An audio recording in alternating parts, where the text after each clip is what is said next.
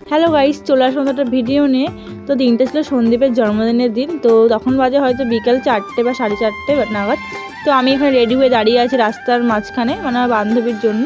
ও আসলেই বেরোবো, তাই আমি খুঁজে দেখছিলাম যে ও আসছে নাকি। দেখতেই পাচ্ছ আমি এখানে দাঁড়িয়ে আছি একা একা।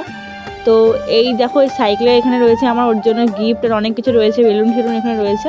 এগুলো গিয়ে আমি এখন গিয়ে সাজাবো ওদের বাড়িতে গিয়ে। তো ওই ম্যাডামের দেখা পাওয়া যাচ্ছে না, দেখতেই পাচ্ছ রাস্তা পুরো ফাঁকা, এখনও ম্যাডামের দেখা নেই। তারপরে গিয়ে শুরু করে দিয়েছিলাম সব গোছগাছ আর কি, বেলুন ফোলাচ্ছিলাম, যে অনেক ডেকোরেশন তো করতে হবে নাকি। তো দেখতেই পাচ্ছ, আর এখানে আমার এটা হয়ে গেছিলো, মানে এগুলো এনেছিলাম ওটা ছিঁড়ে গেছিলো, মানে লিক হয়ে গেছে। তারপরে আমার বন্ধু নিয়ে আসলো এটা। তো এটা এখন দিয়ে সাজানো হবে, দেখতেই পাচ্ছ। তো এই দেখো, আমি এখন এনাকে পরিয়ে দিলাম এই মুকুটটা। তো এখানে কেক কাটিং হচ্ছে।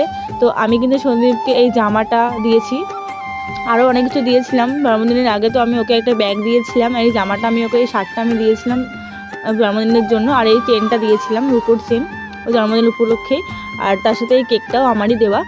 তো তোমরা জানাবে যে শার্টটা পরে সন্দীপে কীরকম লাগছে আর চেনটাও কীরকম হয়েছে, তোমরা একটু কমেন্ট করে জানিও। তো এখানে হচ্ছিলো আমাদের ফটো শ্যুট আর কি, ফটো তুলছিল আমার বন্ধু বান্ধব। আর এখানে দেখতে পাচ্ছ এই সিনটা। আর এখানে স্প্রে দিয়ে আমাদের পুরো ভরিয়ে দিয়ে, দেখতেই পাচ্ছ। আমি বললাম অল্প দে, ওরা হচ্ছে একদম। আর এখানে আমরা নিয়ে নিয়েছিলাম সন্দীপের একটা গেঞ্জি মুখ মোছার জন্য, কারণ দেখতেই পাচ্ছ আমি নিচ্ছি, তাও আমার মুখে বারবার দিচ্ছে, এত ফালদামি মারছে, কিছু বলার নেই। আর এখানে একজনের হাতে স্প্রে ছিল, সেই সবার মাথা একদম কেচলে করে দিয়েছে। তো ভিডিওটা অনেকদিন হয়ে গেছে এডিট করা, ওখানে ভাবলাম যে না, এডিট করে ছেড়েই দিই, যেহেতু ভিডিওটা আমি ক্লিপ নিয়েছিলাম।